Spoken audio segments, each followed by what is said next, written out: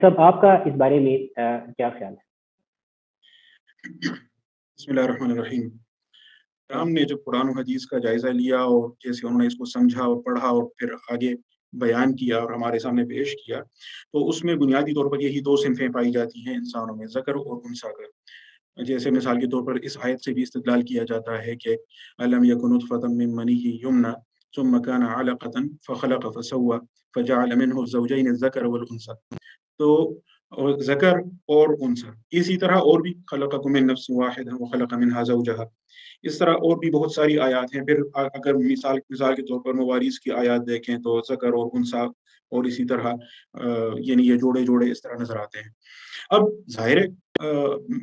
हमेशा से इंसानी मुआशरे में बहुत थोड़ी तादाद में ही सही, लेकिन कुछ लोग ऐसे पाए जाते रहे हैं, जिनको आप उस 2 बड़ी जो कैटेगरीज़ हैं, उनमें बज़ाहिर वो फ़ॉल नहीं करते। वो उनके जिस्मानी किसी ऐसी ख़ुसूसियत की बिना पर, मैं नक़्स नहीं कहूँगा चलें, लेकिन कोई ऐसी ख़ुसूसियत उनके जिस्म में पाई जाती है, जो आम तौर पर मर्दों में नहीं पाई जाती, औरतों में पाई जाती है, लेकिन उसके साथ कुछ और भी ख़ुसूसियत ऐसी पाई जाती है, जो इधर नहीं पाई जाती, उधर पाई जाती है। तो अब इसको कहाँ प्लेस करना है?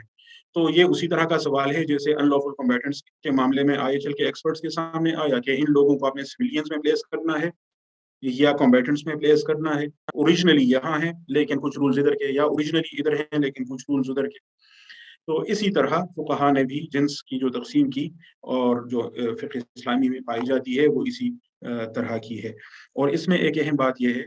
कि जिन्स में और सिन्फ़ में जिस तरह आजकल के डिस्कोर्स में फ़र्क किया जाता है, पिछले कुछ अरसे से जेंडर स्टडीज़ के नाम से जो चीज़ें आई, सोशियोलॉजी के माहिरीन ने जिस तरह एक पूरा डिस्कोर्स डेवलप किया है कि सेक्स तो बायोलॉजिकल होती है और जो जेंडर है वो एक सोशल कंस्ट्रक्ट है। तो ऐसी कोई चीज़ इस्लामिक लॉ में, कुरान और हदीस की रोशनी में हमें नज़र नहीं आती, बल्कि वहाँ जिन्स ज़ाहिर है वो जिस्म से मुतल्लिक़ है और सिन्फ़ भी वही है जो जिन्स है और जिन्स भी वही है जो सिन्फ़ है। यानी ये दोनों बाहम तलाज़ुम की कैफ़ियत और निस्बत आपस में रखते हैं।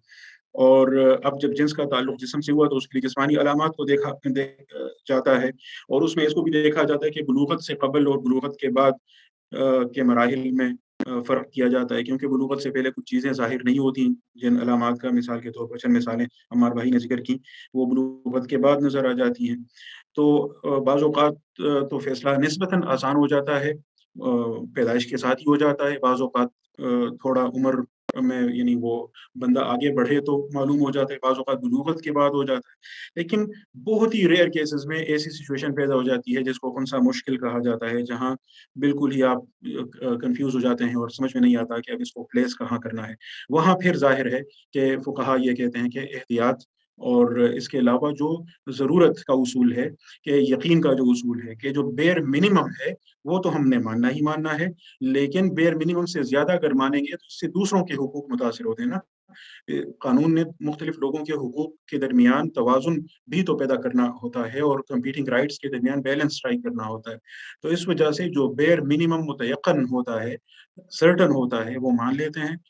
और जो उस सर्टेनिटी के लेवल से आगे होता है, तो वो लीगली उसके लिए नहीं मानते, ख़ा बाकी लोग अपने हुकूक छोड़कर उनसे तनाज़ुल इख्तियार करके उसके लिए कुछ मान लें, वो अलग बात है। अम्मार भाई ने एक बात की, मैं उसकी थोड़ी-सी वज़ाहत करूँगा, शायद उनका मौक़िफ़ भी यही हो, मुझे एग्ज़ैक्टली नहीं मालूम, मेरा ख़्याल है कि ऐसा ही होगा, लेकिन मैं उस पर अपनी राय दूँ, तो अगर उनका मौक़िफ़ से थोड़ा मुख्तलिफ़ हो, तो वो बता देंगे कि उन्होंने इसको इज्तिहादी अम्र करार दिया। मेरे ख़्याल से इस मामले में तो ये अम्र तो इज्तिहादी नहीं है कि जिन्सें 2 ही हैं, और इसी तरह ये भी इज्तिहादी नहीं है कि जिन्स और सिन्फ़ में कोई फ़र्क नहीं है, और इसी तरह ये भी इज्तिहादी नहीं है कि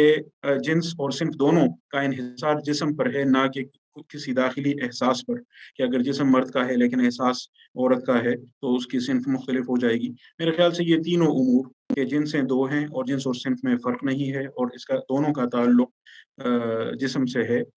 ये इज्तिहादी उमूर नहीं है। अलबत्ता जो अलामात हैं, اور اس وقت فقہا نے جو علامات ذکر کی،